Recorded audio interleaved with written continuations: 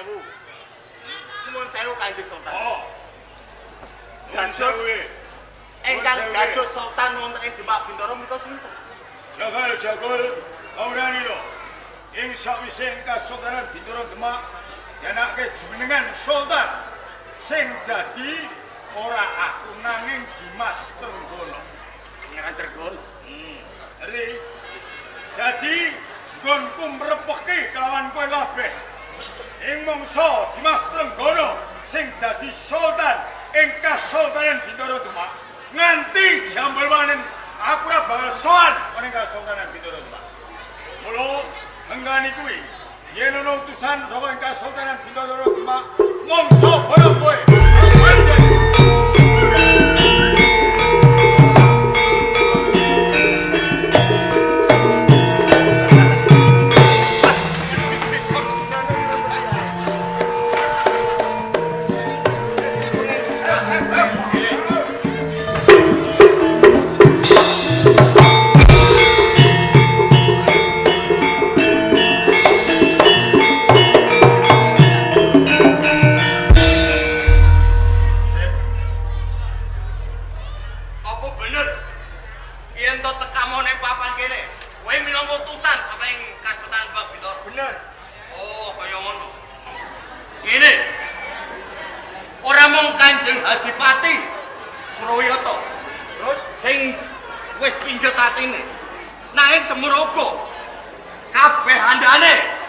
Adipati Surayata.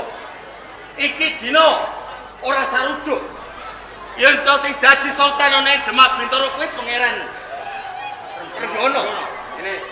Yen pancen kowe ora saruduk tatanan ana ing Demak, karepmu arep do piye? Demak bakal tak gawe karang abang. Aku sing dadi mukamu.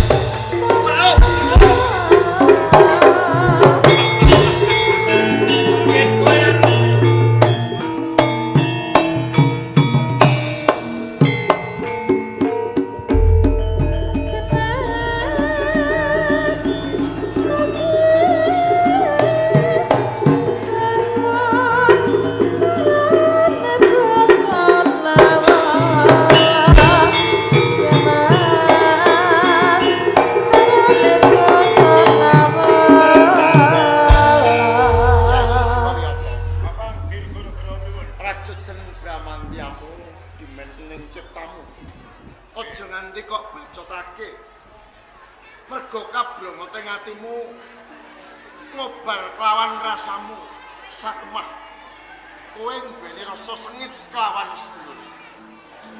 Urani lho, Yayi. Yen saka guru teka-teking Demak wis mutusake kadang Trenggono sing kudu jumeneng dadi ratu. Kuduning sliramu gongkon gono. Mergo kanthi dasar goning anake jumenengan ana ing Kasultanan Demak. Sliramu golek wagang prabedaning Trenggono. Monggo sausing ana jumenengan Prabu Satmata kinaryawanen nemtokake panguasaning ratu kuwi tan kena ginanti gugat. Ning yo kene kok semuning sliramu ora trima. Ambakune kula niku ora dadi sultan. Teng Kasultanan Bintoro Demak. Kula wegah sowan teng Kasultanan Bintoro Demak. Yen pancen kuwi sing dadi pawadan kena ning kowe lak kudu ngajeni marang sedulur-sedulurmu. Aku mung kadang kaipe dapur ngemutake aja nganti kula warga ana ing Demak Bintoro ndagan paluran tidak direbut panguwasa. Hak waris wonten ing Kasultanan Bintoro Demak. Dede Kakang Dirgoro. Kakang Dirgoro pijane mutu katutan sambel. Niki perkara kula, sampeyan ampun melu-melu. Nek sampeyan melu-melu, teges sampeyan dadi pepalangku. Sapa sing dadi pepalangku wajib tak singirke. Surya Wiyato, kena kowe ngarani aku muntuk tutan sambel mergo aku mung putra mantuning Demak Bintoro. Lamun aku ora dadi putra mantu ing Demak, sing ora aku melu lelakon iki. Aku melu ngrasake. Dirgoro aja melu candhek lawang. Luwih becik mengingkira. Aku gelem sumingkir waton kowe wis gelem meper marang hartaning kanesem. Yen kowe ora gelem mikir, kepeksa aku bakal bali. Aku sing dadi pepalangmu.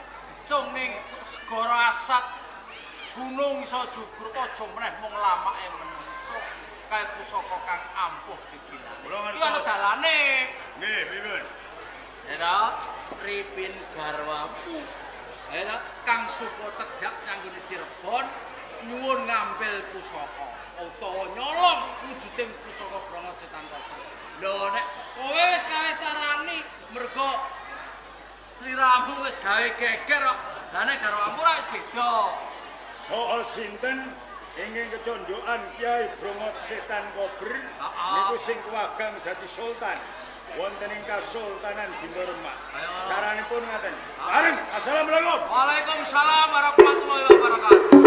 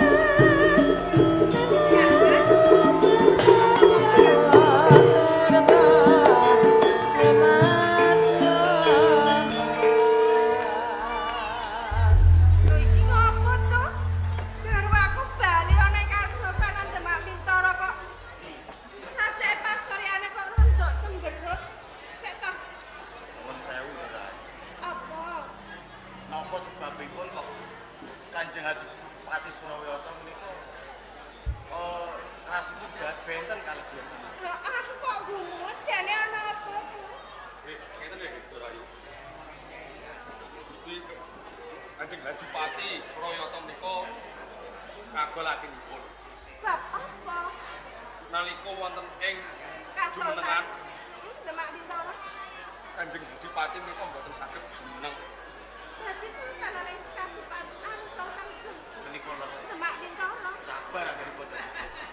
Apa kowe saklarane kuwi wis mbok emut? Ora dadi apa yen garwaku ora jumeneng ana ing Kasultanan Demak Bintoro.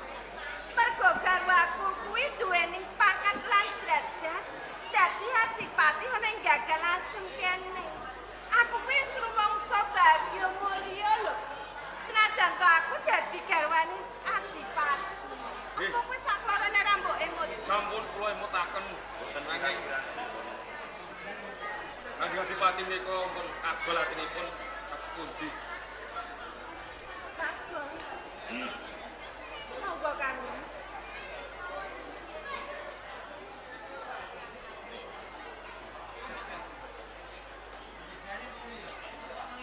Wong wedok kuwi ora gelem prihatin. Sing ditengenke turu, sing ditengenke mangan tok. Ora gelem budidaya. Ngabri-ngabri wong lanang. Sore enteh wis turu. Tangi turu mangan. Ora ndek derajat. Derajate derajat kaca. Dunggah kene meja mencolot ning peceran. Pun sewu Kang. Kenging menapa panjenengan menika kok duka kaliyan ingkang garwa kalih kula. Menapa to dosa kaluputaning kula? Kula menika nggih mboten kirang-kirang anggone ndedonga marang Gusti Allah. Nanging kados pundi kok panjenengan kok rumaos kogol marang panjenengan? Piye?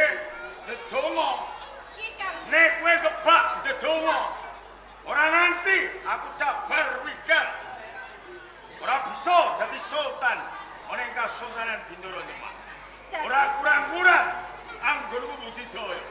Nanging babar pisan ora iso menggawe dadi sultan ing Kasultanan Bintoro. Dados bab menika. Lajeng sinten ingkang dados sultan wonten Kasultanan Demak? Sing dadi sultan ing Kasultanan Bintoro Demak kadang kunom Sinten? Trenggono. Kyai Trenggono. Nuwun sewu nggih Kang. Apa? Boten kok kula niki jarwan kalih panjenengan. Menawi Kyai Trenggono menika jumeneng dados sultan wonten ing Kasultanan Demak Bintoro menika wis pas. Wis pas Awit iki. menapa? Kadang panjenengan Kyai Trenggono nanging dereng gadhahi palenggahan. Menawi panjenengan Kang Mas, panjenengan sampun dados adipati wonten ing Dagaras. Rumangsa kula niki dados garwa panjenengan menika pun bahagia mulya lho Mas, Kang Mas gesang kula kalih panjenengan. Mbok yo nggih pun ampun kagol rumaos batos panjenengan. Duh. Trenggono dadi sultan ing Kasultanan Bintoro Demak. Umure Trenggono iki pinjane jeh bayabak. Urung ilang pupuk rembuyang. Wong dadi sultan kuwi kudu iso mikirake marang negara, mikirake marang para kaum. Nanging yen Trenggono dadi sultan, apa bakal kuwagat? Nanging Kang Mas, menawi Kyai Trenggono menika tasih timbul. Boten mangertosi tatanan wonten ing Kasultanan Demak Bintoro. Kaya panjenengan menika sing kadang sepuh. Panjenengan menika sabiyantu. Pameh pangeling kalian Kyai Trenggono. Kangge saged to Kang. Piye? Sabiyantu. Yo ngono kuwi, jeneng wong wedok ana unen-unen. Swarga nunut neraka ora katon. Ki wong wedok. Ya. Nek ana ngene iki kudune kowe iso mikirake marang kakume. Ngangkat derajate marang aku. Gak nek kowe malah benerake Trenggono. Aduh Banggung, Sidhawuh. aku ki duwe garwa kowe padha karo wong lanang kesasar. Lho kok ngaten menika kados pundi lho Kang Mas? Wong lanang sing kesasar ora iso mikirake kelawan kakunge. Isine mung bener ke, nyalahke. Ha? Yen ono wahanan kaya ngene iki, ha? Mbok yo kowe kuwi ngrewang-rewangi kelawan kagungé. Lah kula menika kedah kados pundi? Wis, aku duwe bojo kowe apes. Lho kok apes menika Wis pripun, apes. Kang? Geton. Lho kok getun niku Iya. bagian pundi? Bojo ora iso dijak ngangkat derajat kok. Lah kok Seneng jenengan dadi andian. Mula ngene, kados pundi? nek gemben ra ono wong ayu, karo ratu panggung. Ning saiki aku wis ora sudi karo kowe. Kowe wis bosen aku karo. Ampun ngoten to, Kang Mas. Kok panjenengan ngendika bilih sampun bosen kalian kula. Lah kula niki tresna kalih panjenengan lair sing bagus. Kowe tresno kepati-pati, aku ora tresno. Saiki kowe tak pegat. Apa dipegat, Kang Mas? Apa? Panjenengan niku menapa boten welas kalian bonang ingkang kula kandhut. Anak sore gede wis ngomong kuwani. Nggih mboten ngaten. Awit putra ingkang kula kandhut menika tasih betahake golongan panjenengan to, Kang Mas. Agung, Kados kowe tresno kelawan aku, lair tan sing batin. lair kandhesek batas kula tresna kalih panjenengan. Yen kowe tresno kelawan aku, lair tan sing batin, kowe kudu ngrewangi kelawan aku. Nalika aku perangan kelawan Kang Mas Dirgonegoro, Kang Mas Dirgonegoro ngagar pusaka Kyai Bromo Setan Kober. Rumangsa ora kowo aku ngadepi Kang Mas Dirgonegoro. Yen kowe bisa mujudake Kyai Bromo Setan Kober, kowe tak aku bojo. Nanging yen ora tetep tak pegat. Nuwun sewu. Kados pundi? Nek kowe iso mujudke Kyai Bromo Setan Kober, bakal tak ayomi selawase urip. Kula, Yo, kula menika kedah nyidra Kyai Bromo Setan Kober. mbok colong mbok piye caranmu kowe kudu iso mujudke Kyai Bromo Setan Kober. Nuwun sewu, Kang Mas. Kula menika wujuding wanita. Saya kula menika nembe ngandhut putra panjenengan. Lah kok kula niku bekon nyidra pusaka. Yo iso wae. Nganggo cara. Ae kaya ditundung karo sing ana kono ora mesti diayomi. Ha? Mengkone wis diayomi, kowe golek keringgian, kowe mlebune gedhong pusaka, Kyai Bromo Setan Kober bercolong gawa rene kowe tak aku bojoku. Menawi kula mboten purun. Ya tetep tak pegat tau golek wong liya. Ampun ngoten to, Kang Mas. Lah kok panjenengan niku kok malah mojoke kalian ingkang garwa niku lho. Kula niki tresna kalih panjenengan kok malah panjenengan badhe megat Ya kalian. langsung joge Kyai Bromo Setan Kober, aku bakal golek wong wadon. Ampun, Kang Mas. Sendang asli. Pirang-pirang. Apa ngoten? Oh, lha piye? Sampeyan golek wong wadon sing sendang asli niku. Kangelan sing kados kaya kula. Loh, Lho lha kula niku napa? anggere duit yo entuk. Apa? Ampun. Nggih ngaten Kang Mas. Nggih. Menawi panjenengan menika paring dawuh kalian kula kedah wonten ing lasem nek kita. Cirebon. Nggih teng Cirebon. Supe niki lasem wae. Kula badhe teng Cirebon. Nanging kula nyuwun Nyuwun piye? panjenengan ampun pegat. Yo ora pegat nek wujudke Kyai Bromo Setan Kober. Ngaten. Yo. Nggih. Wis yen dialog. Ngaten. Yo. Oh, lha pripun kok budal? Lha kok kula niki boten dikapake dirangkul kaki saya ngoten lho, Kang Mas. Kampul barang. Apa ngoten to, Kang Mas? Sayang sing mesra. Sedang kok. Nggih, kula pamit.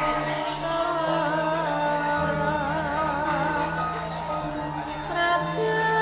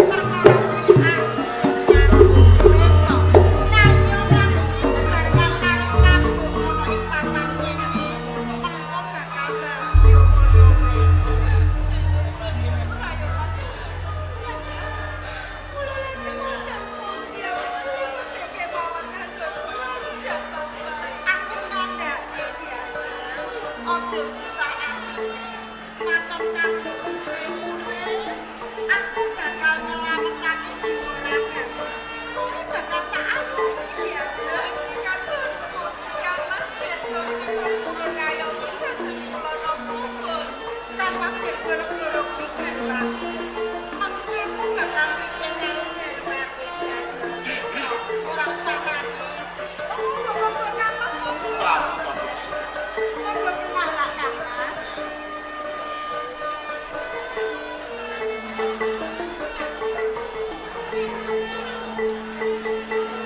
Kamas iki. Ya jeneng Mas yo. Jenengan perso. Menangkan dan jenengan kamar siapa. Priyan baik pun boten tresnani kaliyan derwan. Perkawisipun jenengan nangka wonten ing Demak Bintoro baik pun derek lanjut utusanipun garwanipun. Dadi ya ibu munggah ana ing Cirebon iki wis ora diatem. Panjenipun leres nyuwun pengayoman panjenengan Kang Mas Dewi. Kula nyuwun pangapunten. Sinten malaikat kula suwun ing pangayoman menawi boten panjenengan. Awit garwa kula Kang Mas Surawiyata menika nundung dhateng kula sampun boten dipun agem dados garwanipun malih Kang. Mila kula nyuwun pengayoman dhateng panjenengan Kang Mas. Ya Bang, Sikados sing terane kudune aku welas kelawan kowe. Nanging iki sambung katentremane praja ing Kasultanan Demak. Selagi ning sliramu digarwane wae dheweke tegian mentolo. Upama payumu ana ing Cirebon kene dingerteni lan garwamu Kyai Surawiyata yen ana murinane mesti keluarga ana ing Cirebon sing diputih. Aku lan Mbak Ayu pancen perkara iki abot dia aku kudu milih yen aku nampa lan kowe aku mesti bakal kasempluk merga saka murinaning kakungmu ya bojomu Surawiyata ning upama ora